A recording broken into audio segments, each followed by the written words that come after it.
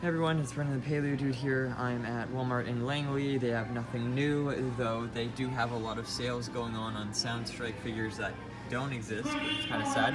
They do have the Jurassic World Attack Pack assortment on for 7 instead of 12, so I will be picking up 2 of the Gallimimus figures, because it's always nice to start a flock, and they are nice because they're like Kenner style repaints, which is pretty cool. And it says they've got the massive biters, well, these two, which was the Sarcosuchus and albertosaurus. They've also got it up here, kind of weird.